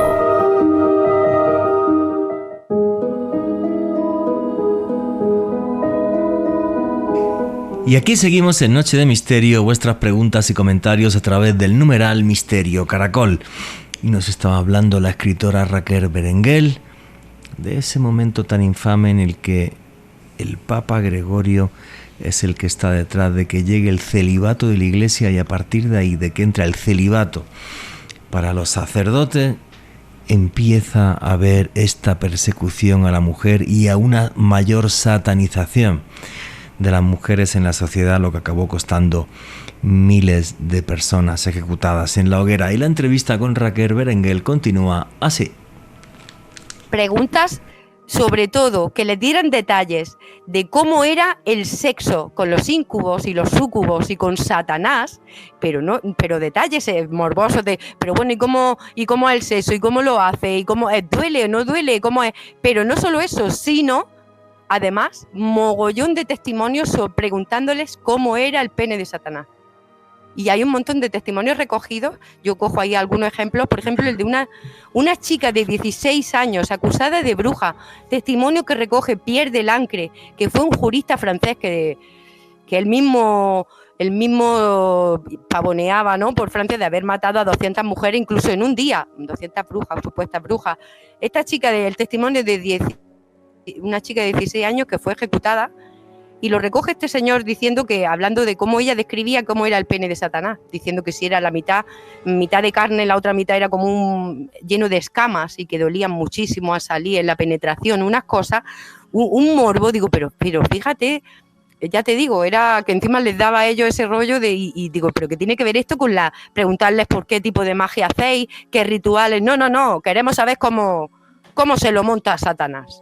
Sí, eso es curioso, pues yo leí hace muchísimos años, cuando leía textos y alguna cosa así de brujería, la obsesión sobre cómo era el pene de Satanás, que decían que tenía escamas, que era como si fuera una serpiente, entonces que al salir hacía daño, sin embargo que al entrar parece ser que era más placentero. Se especuló, digo esto claro, la palabra, se especuló que podía ser que a lo mejor algunas de estas mujeres, después de tomar ese tipo de sustancias, tuvieran sexo y entonces pues a lo mejor digamos que sus flujos vaginales no estuvieran muy bien y tal, y que en la ensoñación pudieran llegar a pensar que era el demonio, pero creo que son también elucubraciones, no tenemos ni idea de realmente qué pasó o qué no pasó, pero vamos, si se pegaban fiestas, si había sexo, pues envidia sana que me dan, tampoco pasa absolutamente nada, ¿vale? Pero es muy curioso, ¿no? Y lo cruel es que creo que eran esos juicios y el absurdo, además, que tú hablas en tu libro de esto, de las marcas de bruja, que una de las marcas de bruja era, por ejemplo, que hubiera un lunar, como si eso fuera un tercer pezón para darle de beber al demonio, cosas así. ¿Cómo eran esas marcas de brujas, Raquel? Es que ya estamos hablando de una cosa que es muy delirante desde el punto de vista. Sí. Estaba por una parte las marcas de Satán, las denominadas, y luego las marcas de bruja. Las marcas de bruja en concreto eran, se miraba a estas mujeres en la zona de los pechos y si presentaban una deformidad que puede pasar, eso es algo común en medicina, presentaban más de un pezón o más de una mama, que también es una deformación, o un lunar o una verruga en la zona del pecho, directamente esa era la prueba de que estas mujeres tenían esa tetina sobrenatural con la que supuestamente estas mujeres alimentaban a los demonios o espíritus familiares que también supuestamente Satanás le entregaba en los aquelarres a estas brujas para que les ayudaran en sus fechorías. ¿Quiénes eran estos espíritus familiares o estos demonios, demonillos, diablillos de las brujas? Los animales de compañía, los gatos, los perros, los sapos, serpientes, todos estos animales pequeñitos, los búhos, y hubo incluso a muchas mujeres, como ya digo, si presentaban una deformidad en el pecho, directamente ejecutadas, no había tutía, directamente ejecutadas porque era la prueba. Con la marca de Satanás es distinto. A estas mujeres, supuestamente en los aquelarres, una vez que renunciaban a la fe católica y al cristianismo, le rendían servidumbre a Satanás. Este hombre, Satanás, la escribía en su libro, en el libro negro, el libro de Satán, y después le ponía una marca, o su garra, su pezuña, en alguna parte del cuerpo a estas mujeres. Llegaron a la conclusión de que podía estar incluso bajo el pelo, ¿no? O en las zonas genitales. A los hombres, a los acusados de brujos, se les buscaba esa marca incluso debajo de los párpados, en la zona del ojete, ¿no? Hablando así en plata, y a las mujeres en las zonas genitales, en los pechos, en todo el cuerpo, la afeitaban muchas veces de manera pública, en plazas. Imaginaros, ante el griterío y los insultos del pueblo, porque ya una vez que dice que esta es bruja, bruja, imaginaros, ¿no? Ya tenía ese estigma. Buscaban esa marca y como tú tuvieras, pero lo que fuera, un juanete, un herpes, en cualquier parte del cuerpo, ¿vale? Bajo la ceja, bajo lo que fuera, una marca de nacimiento, una cicatriz, cualquier atisbo, cualquier cosa, irregularidad en tu cuerpo era la marca de Satanás. Y además se llegó a la conclusión de que estas marcas eran insensibles y no sangraban, por lo que se inventó, asociado a buscar esta marca de Satanás, la del punzarlas o pincharlas. No digo con alfileres de costura, sino con potentes alfileres o punzones por todo el cuerpo, buscando esta insensibilidad y zonas que no sangraban. Increíble, pero también a raíz de ahí surgieron unos oficios de señoros denominados ellos mismos cazadores de brujas.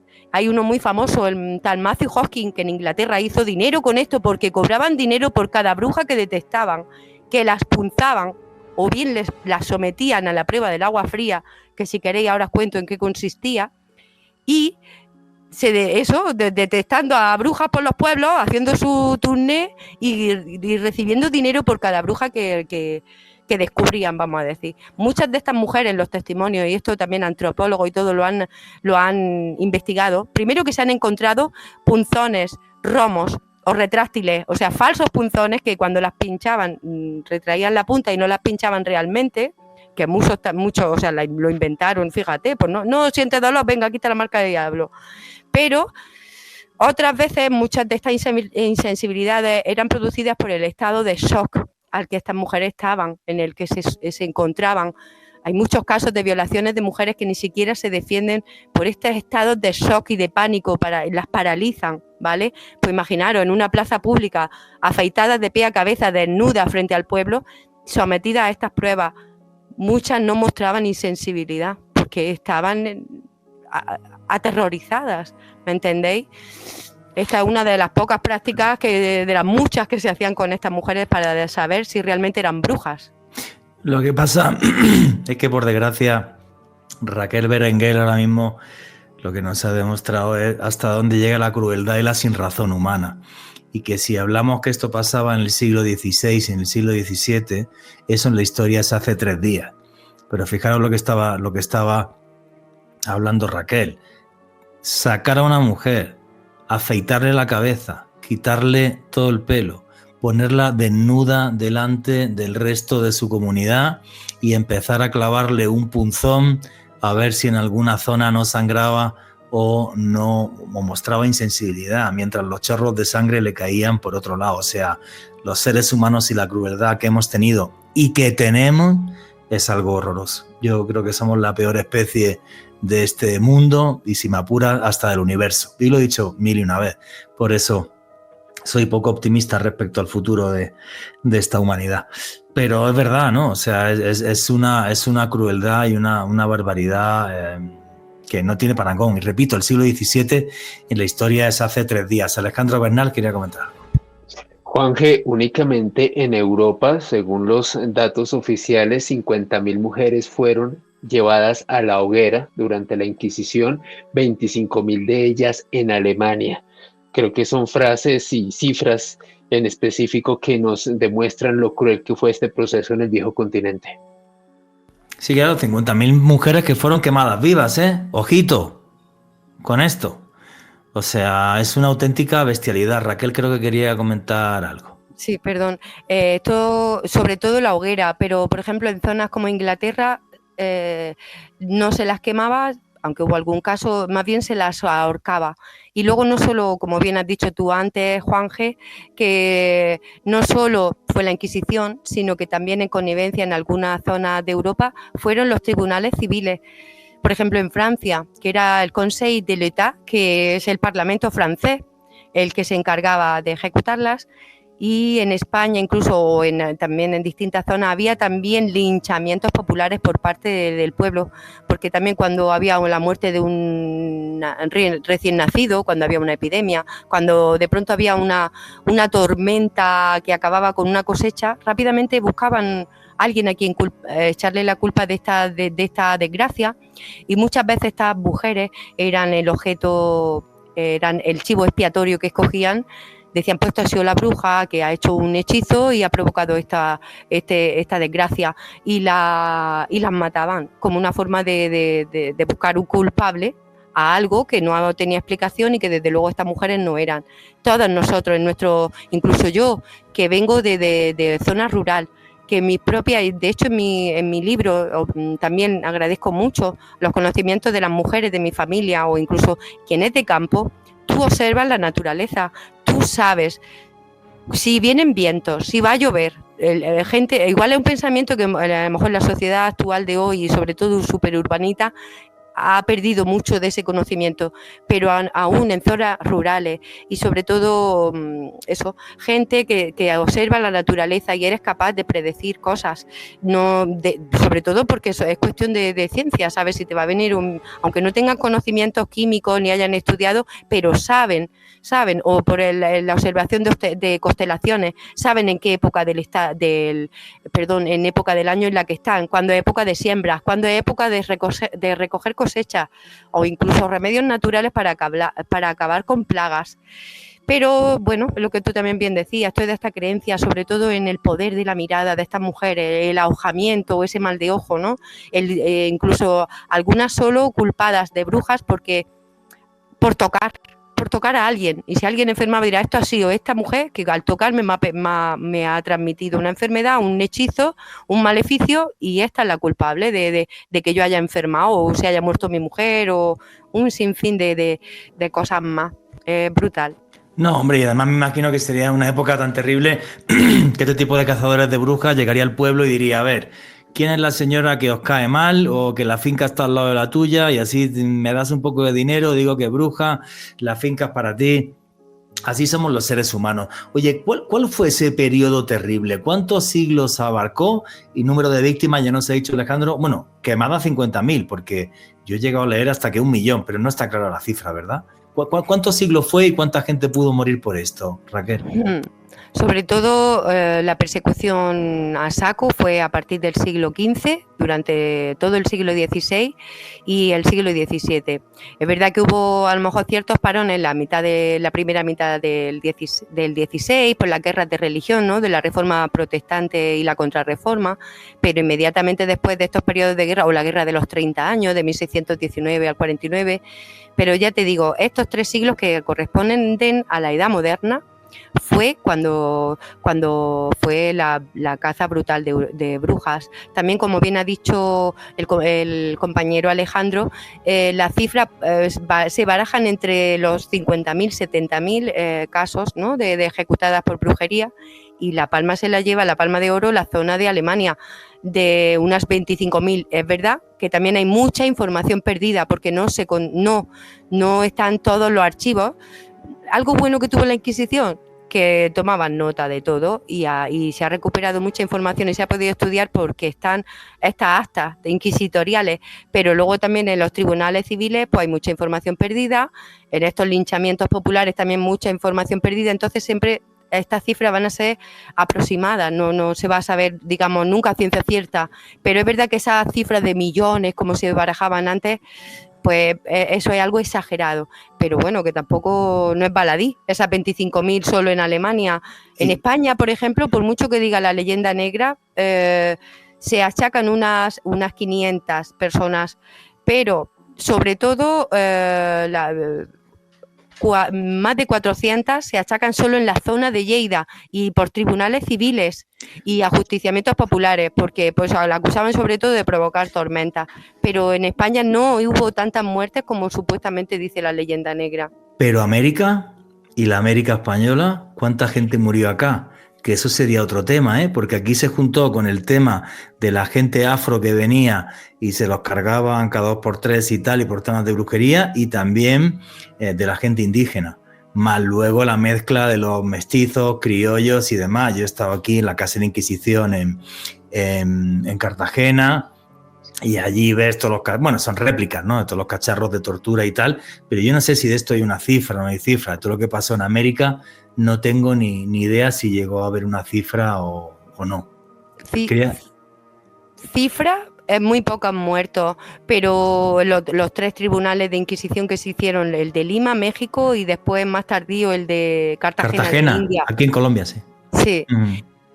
Cifras de muertos y además muy asociados a gente también ya de dinero, porque allí normalmente también, eso es otra que también tenían los tribunales españoles, el reo pagaba las costas de su juicio. Qué fuerte, ¿no?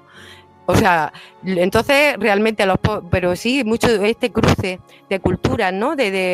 También hacia las prácticas indígenas, los esclavos que vinieron o que trajeron desde África, también esa mezcla de culturas, de religiones, pero aquí, sobre todo en España, lo que se hizo fue mucho recurrir a las flagelaciones, o sea, los latigazos, o bien que lo hicieran esos sanbenitos, ¿no? Por vida o temporalmente, dependiendo la magnitud del delito. También a galeras o a ¿cómo se dice esto? Destierro, ¿vale? Pero hay algunos casos de matar por brujería, aunque rápidamente la Inquisición incluso decía que no se os vaya la pinza, porque ellos interpretaban que los autóctonos de Sudamérica no eran herejes, sino que lo que eran neonatos cristianos. Había que evangelizarlos bien, ¿vale? Pero cifras también enormes, pero no hubo demasiadas muertes. Sí que hubo muchas torturas y San Benito. Latigazos y cosas así, sí. Pero muerte en sí no. Ya te digo, y sobre todo porque muchos eran a ricos, que les quitaban los bienes, les quitaban todas las posesiones. Entonces tú verás quiénes tenían posesiones allí, entonces tampoco se les podía ir mucho la pinza matando. Ya te digo, Dios sobre santo. todo porque tú pagabas tu juicio, pagabas a los abogados, a todos. Alejandro Bernal quería comentar algo. Juanje, únicamente en Liechtenstein llegaron a llevarse al 10% de la población a la hoguera. Fallecieron 300 mujeres de una población de 3.000. Una absoluta carnicería en la época de la Inquisición, Juanje. De hecho, en la zona alemana, Zeil, en la zona de Bamberg, 2 aldeas desaparecieron de la faz de los mapas, desaparecieron. Hay una, la de Zeil, por ejemplo, que era de 380 habitantes, quedaron en 150, incluso se habla, hay testimonios de peregrinos, ¿no?, que iban y que veían aldeas despobladas, o incluso los testimonios de que muchos salían huyendo, ¿sabes lo que te digo? Es decir, porque temían los que se les venía encima, porque llegó un momento, sobre todo en la zona alemana del Franco Condado, Suiza, Dinamarca, toda la zona, el corazón del centro de Europa, que la persecución y las sospechas fue una cosa delirante. Además, las denuncias se sucedían rápidamente, sobre todo de mujeres a otras mujeres, pero llegó un momento que hasta los alcaldes del pueblo, eso era una cosa, y hay otra zona incluso que se llegaron a hacer cárceles exclusivas para brujas, incluso en torres, y además hornos crematorios para que la cosa cundiera. ¿Sabes lo que te digo? No solo hogueras, sino aquí las metemos, fíjate ya si tienen experiencia inventando hornos crematorios en la zona germana. Raquel, una pregunta. ¿Por qué terminó esta persecución? ¿Fue de golpe? ¿Fue por un tema social? ¿Fue porque la iglesia fue perdiendo poder? ¿Por qué fue? La llegada de la Ilustración, que ya puso, también hubo voces discordantes desde dentro del seno de la Iglesia y de incluso pensadores del momento que a lo mejor en su momento lo decían un poco con la boca chica, diciendo, pero que esto es delirante, que eso está. Incluso hubo obispos y en otros tribunales inquisitoriales, dependiendo de la zona, que también vieron que se le había ido un poco de las manos, cuando ven que ya mataban incluso, y sobre todo cuando ya llegaban a la alta esfera esas denuncias, aquí para el carro que nos vamos a cargar a los nobles y todo, y esto son, ¿me entiendes? Ya se llegó por eso. Muy, muy bien, creo yo, elegí el título de mi libro, es la historia de una histeria colectiva en la que de pronto todo el miedo se apoderó, el miedo en Satanás, el miedo a la mujer, el miedo alimentó más miedo, las sospechas, más sospechas, y esto llega un momento en que todos toman conciencia un poco diciendo, se nos ha ido un poco de las manos, aunque aún así en el siglo XVIII todavía se dio algún caso, pero ya más esporádico, las hogueras se fueron apagando. Y además deciros que a día de hoy la caza de brujas sigue activa. En muchas partes del planeta se siguen matando a mujeres acusadas de brujería, en zonas de Sudamérica, en zonas de Sudáfrica, en zonas de la India. Hay todavía zonas donde se matan a mujeres bajo el delito de brujería. Sí, seguro que también ciertas zonas islámicas como Afganistán, por ejemplo, puede llegar a pasar. Sí, pues claro, porque la brujería es Harán. Bueno, es Harán prohibido, igual que era pagano, era simplemente adivinar el futuro. No hacía falta invocar al demonio, ni mucho menos. Raquel Belenguer, muchísimas gracias por tu tiempo, por compartir con nosotros tu sabiduría. Repetimos, el libro Historia de una histeria, editorial Guante Blanco. Si lo buscáis en Amazon, lo podéis encontrar aquí, perdón, en toda América Latina. Raquel Berenguer, tu conclusión, tu cierre, tus redes sociales, si quieres decirlas, ahí tienes el micrófono. Pues muchísimas gracias por esta oportunidad, ha sido un placer hablar con vosotros, me he sentido súper cómoda, yo también hablo por los codos. Y bueno, me podéis localizar mi nombre, ni tengo la foto de la comunión, soy yo, se me reconoce en Facebook, también estoy activa en Instagram con mi nombre real, no tengo ningún avatar ni ningún seudónimo, Raquel Berenguel Córdoba, esta soy yo. A cara descubierta, y bueno, y espero que si decidís leer mi libro, que os guste y que aporte un poquito más de luz a este tema tan complejo como es el de la brujería, y sobre todo mi homenaje a todas nosotras, que todas somos brujas en cierta forma, pero también muy poderosas. Y también intentar comprender a través de tu libro esa parte tan oscura de la historia, una historia que es la historia de todos, ¿no? Y eso me parece magnífico. Raquel, muchísimas gracias por tu tiempo, un saludo y feliz noche. Fuerte abrazo a todos, muchas gracias. Oye, qué fuerte el dato que hablaba Raquel Berenguel, ¿no?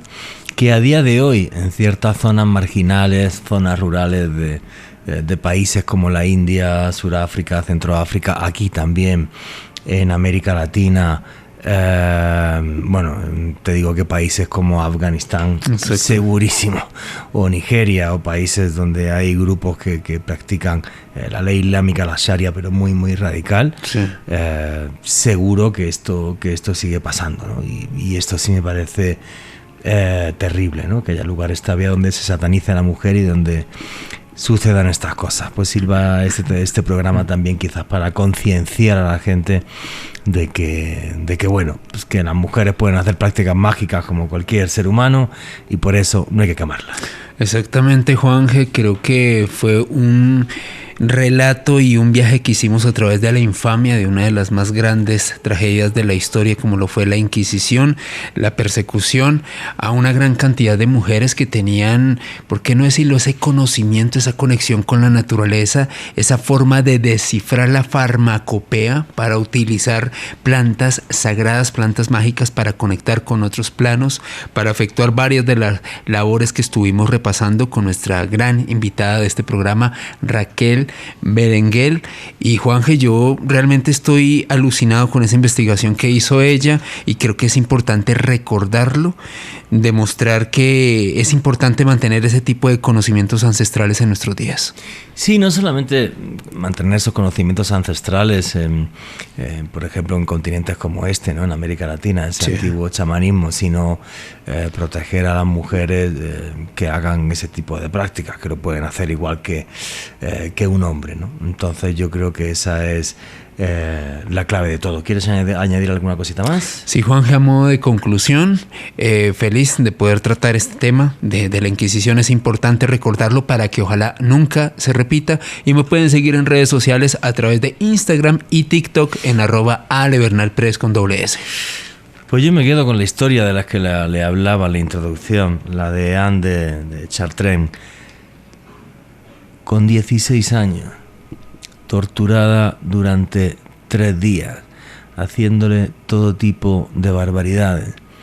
Acabó completamente desquiciada en una cárcel durante 1 año, y luego después fue quemada viva en la hoguera. Ojalá, como decía también ahora Alejandro, cosas así jamás vuelvan a pasar, y ojalá a través de las ondas de la radio este mensaje llegue también a zonas apartadas de este continente y de todo el mundo, ya que este programa llega a todos los rincones del mundo y hay gente que habla español en todos los rincones del mundo, y cosas así no vuelvan a suceder. La mujer tiene un halo mágico que la recubre y que la hace ser capaz de ver más allá. Y eso es lo que le dio envidia a los hombres, aunque otros también les atormentó su belleza. Y nunca olviden que vivimos en un mundo mágico porque está repleto de misterio.